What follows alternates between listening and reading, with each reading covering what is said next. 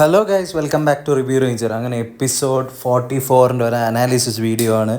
നമുക്കപ്പം ഇന്നത്തെ പ്രധാന സംഭവങ്ങളൊക്കെ നോക്കാം. ഇന്ന് രണ്ട് പ്രധാന സംഭവങ്ങളാണ് മെയിനായിട്ട് നടന്ന് എന്ന് നമുക്ക് പറയേണ്ടി വരും. അതായത് ആദ്യം തന്നെ മോർണിംഗ് ഡാൻസിൻ്റെ സമയത്ത് തന്നെ നമ്മൾ നോക്കുകയാണെങ്കിൽ പൂജ അവിടെ ഇരിക്കുകയും തീരെ ഒന്നും ചെയ്യാൻ പറ്റാത്ത ഒരവസ്ഥയിലൊക്കെ ഇരിക്കുകയാണ് ചെയ്തത്. അപ്പം തന്നെ പൂജ പറയുന്നുണ്ടായിരുന്നു, എനിക്ക് തീരെ വയ്യ, പറ്റും തോന്നുന്നില്ല, എനിക്ക് പേടിയാവുന്നു, അങ്ങനെയുള്ള കാര്യങ്ങളൊക്കെ പറയുന്നുണ്ടായിരുന്നു. ഇന്നലെ ഏതോ ടാസ്കിൻ്റെ ഇടയിൽ, അതായത് ഓടിയിട്ട് ഡ്രസ്സ് കൊടുക്കുന്ന ആ ടാസ്ക്കാണ് തോന്നുന്നു, ആ ടാസ്കിൻ്റെ ഇടയിൽ കാര്യമായിട്ടുള്ള ഇഞ്ചുറി പറ്റിയിട്ടുണ്ട് തോന്നുന്നു.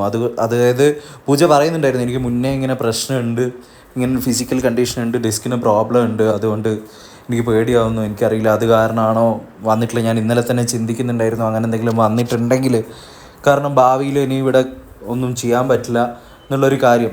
ബിഗ് ബോസ് പോലെ ഇത്രയും ഫിസിക്കലി ഡ്രെയിനിങ് ആയിട്ടുള്ള ഒരു ഷോയിൽ വരുന്ന സമയത്ത് ഇത്തരം കാര്യങ്ങളൊക്കെ മത്സരാർത്ഥികൾ വളരെ വലിയ രീതിയിൽ ചിന്തിക്കുന്നത് അവർക്ക് തന്നെ ആയിരിക്കും അതിൽ ഏറ്റവും വലിയ ഗുണം. കാരണം ഡിസ്കിനൊക്കെ നമുക്കറിയാം, ഒരു ചെറിയൊരു പ്രശ്നം വന്നു കഴിഞ്ഞാൽ തന്നെ പിന്നെ എത്രയോ മാസങ്ങൾ നമ്മൾ ചിലപ്പം ചികിത്സ ചെയ്യേണ്ടതും കിടക്കേണ്ടതൊക്കെ ആയിട്ടുള്ള അവസ്ഥ വരും. അപ്പോൾ ഇതിന് ശേഷം പൂജയുടെ ഒരു അവസ്ഥ കണ്ടപ്പോൾ ശരിക്കും ഭയങ്കര ഒരു വിഷമം തോന്നി. കാരണം അവർ തന്നെ പറയുന്നുണ്ടായിരുന്നു, അവരുടെ ആരുടെടുത്തോ പ്രോമിസ് കൊടുത്തിട്ടുണ്ട്, എനിക്കൊന്ന് ബോയ് ഫ്രണ്ടിൻ്റെ അടുത്താണ് പ്രോമിസ് കൊടുത്തിട്ടുണ്ടായിരുന്നു, ഞാൻ ഹെൽത്ത് നോക്കും, എൻ്റെ അടുത്ത് 100 പ്രാവശ്യം പറഞ്ഞതാണ്, അങ്ങനെ ഇങ്ങനെയൊക്കെ ആയിട്ട് പറയുന്നുണ്ടായിരുന്നു. അങ്ങനെ എല്ലാവരും കൂടി പൂജ വീട്ടിൽ നിന്ന് എന്തായാലും പോയിട്ടുണ്ട്, എന്തായാലും തിരിച്ചു വരുമെന്ന് എനിക്ക് തോന്നുന്നില്ല. കാരണം എന്തായാലും ഇത് റിക്കവറായി അടുത്ത ഫിസിക്കൽ ടാസ്ക് വരുന്ന സമയത്ത് എന്തായാലും ഇവർക്ക് മര്യാദയ്ക്ക് പ്ലേ ചെയ്യാൻ പറ്റുമെന്ന് എനിക്ക് തോന്നുന്നില്ല. അതിൻ്റെ ഇടയ്ക്കാണ് നമ്മുടെ DJ മച്ചാൻ പുതിയ ഡ്രാമയായിട്ട് എത്തിയിരിക്കുന്നതെന്ന് എനിക്ക് കൃത്യമായി പറയണമെങ്കിൽ ഡ്രാമ മാത്രം ഡ്രാമ തന്നെ, അത്രേ പറയാറുള്ളൂ. കാരണം രണ്ട് ദിവസത്തെ വീക്കെൻഡ് എപ്പിസോഡിൽ നല്ല പോലെ ലാലേട്ടൻ്റെ നിന്ന് കിട്ടി.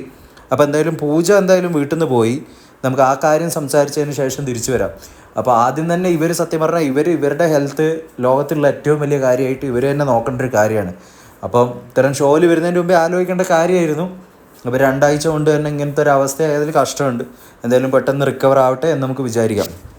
അപ്പോൾ പൂജനെ കൊണ്ടുപോയതിന് ശേഷം അപ്പോൾ ഇന്നത്തെ ഫുൾ എപ്പിസോഡിൻ്റെ ഷോ എന്ന് പറഞ്ഞാൽ DJ മച്ചാനായിരുന്നു. DJ മച്ചാൻ നല്ല രീതിയിൽ ലാലേട്ടൻ റോസ്റ്റ് ചെയ്ത് വിട്ടതാണ് സാറ്റർഡേ എപ്പിസോഡിൽ. സൺഡേ എപ്പിസോഡിൽ അപ്പം തന്നെ പുള്ളിയുടെ എല്ലാ ഗ്യാസും പോയി, വലിയ ഏതോ ഇതായിട്ടാണ് ഷോയിലേക്ക് കയറി വന്നത്. എന്നെ ഒന്നും ബാധിക്കില്ല, ഞാൻ വലിയ ആളാണ്, ഞാനാണ് ബിഗ് ബോസ്, ഞാനാണ് പവർ ഹൗസ് ഡീൽ ചെയ്യുന്നത്. ആ തരത്തിലായിരുന്നു പുള്ളിയുടെ ഒരു ഇത്. ജാസ്മിൻ്റെ അടുത്തൊക്കെ പടയെടുക്കുമ്പോൾ ആലോചിക്കണം, കപ്പാസിറ്റി ഉള്ള പിള്ളേരെ അടിച്ച് അമർത്തുന്നു. അടുത്ത ദിവസം ആ പവർ ഹൗസിൽ നിന്ന് ഔട്ടായി, പവർ ടീമിൽ നിന്ന് ഔട്ടായി. അതിനുശേഷം ലാലേട്ടൻ്റെ ഇതിന് നല്ല രീതിയിൽ കിട്ടി, ബിഗ് ബോസിനെ ചോദ്യം ചെയ്യുക, അങ്ങനെയുള്ള പല പരിപാടികളും പല കളികളും കാണിച്ചതുകൊണ്ട് ഇന്ന് പുള്ളിയുടെ ഷോ, അതായത് മൈക്ക് ഇടുന്നില്ല, എനിക്ക് വീട്ടിൽ നിന്ന് പോകണം, എനിക്ക് പല ട്രോമകളുണ്ട്, അതിന് അഭിപ്രായം ചോദിക്കുന്നത് നീ എങ്ങനെയാണ് ഇതൊക്കെ ഡീൽ ചെയ്തതെന്ന് പറഞ്ഞിട്ട് സായിൻ്റെ അടുത്തും ഗബ്രിയുടെ അടുത്തൊക്കെ പോയിട്ട് ചോദിക്കുന്നതേ കാണുന്നത്. ഇവരെയൊക്കെ ആർക്കും എന്തൊക്കെ കാണിച്ചാലും തളർത്താൻ പറ്റില്ല എന്നുള്ളത് ഇന്ന് തെളിയിച്ചു കഴിഞ്ഞു. അതിനുശേഷം ജാസ്മിനൊക്കെ പോയിട്ട് സംസാരിക്കുന്നുണ്ടായിരുന്നു പുള്ളിയുടെ അടുത്ത്.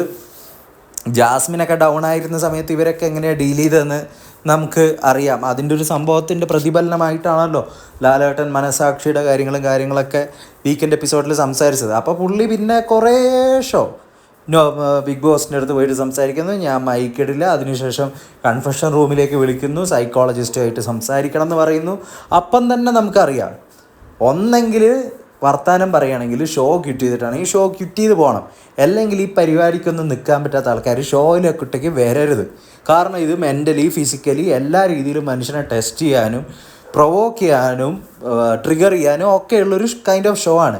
അല്ലാതെ ഇത് മഞ്ജു സ്റ്റാർ സിംഗർ അല്ലല്ലോ, പണ്ട് ജഗതി ശ്രീകുമാർ പറഞ്ഞ പോലെ, മനസ്സിലായോ? അതുപോലുള്ളൊരു പരിപാടി അല്ലാത്ത ഇതുപോലുള്ള ഷോയിൽ വരുമ്പോൾ ഇത്രയും കാര്യങ്ങൾ മെൻ്റൽ എൻഡ്യൂറൻസ് കൂടി നല്ല രീതിക്ക് വേണം. അല്ലാതെ ഇതിൽ വന്നിട്ട് മൂങ്ങിക്കിടന്ന് കരഞ്ഞിട്ട് ഒരു കാര്യമില്ല.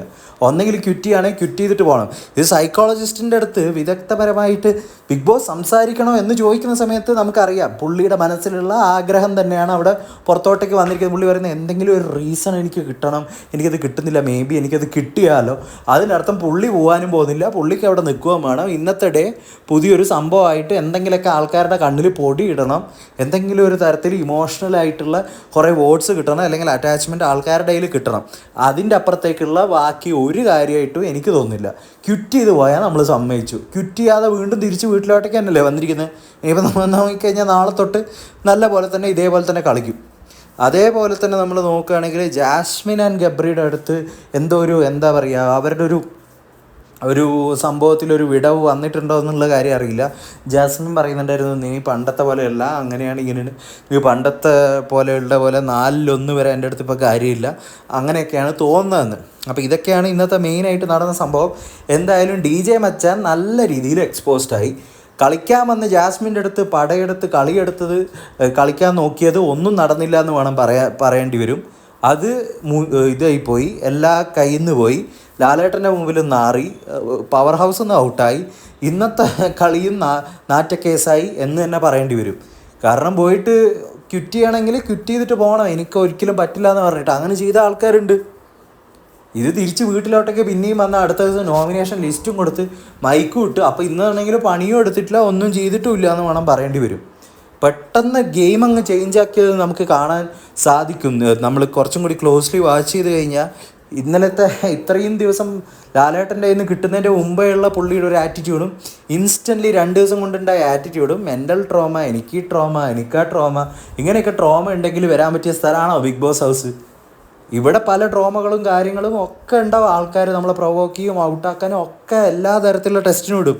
പിന്നീട് ഇന്ന് നടന്ന സംഭവം എന്ന് പറഞ്ഞു കഴിഞ്ഞാൽ നോമിനേഷനും കാര്യങ്ങളൊക്കെയാണ്. എനിക്ക് തോന്നുന്നു ഏറ്റവും കൂടുതൽ നോമിനേഷനിൽ വന്നത് അൻസിബയാണ്. ഈ വീക്ക് മിക്കവാറും ഔട്ടാവാൻ സാധ്യത ഞാൻ കാണുന്നത് അൻസിബ ഓർ ശ്രീരേഖ, ഇവരിൽ ആരെങ്കിലും ആയിരിക്കും ഈ വീക്ക് ഔട്ടാവുക എന്നെനിക്ക് തോന്നുന്നു. പ്രത്യേകിച്ച് വേറെ വലിയ കാര്യങ്ങളൊന്നും നടന്നിട്ടില്ല. അങ്ങനെ പൂജ എന്തായാലും ഔട്ടായി എന്നാണ് തോന്നുന്നത്, ക്വിറ്റ് ചെയ്തിട്ട് പോയി ഇട്ടുണ്ടാവാനാണ് സാധ്യത. സോ നമുക്ക് നാളെ ഒരു വീഡിയോ ആയിട്ട് വരാം. So by.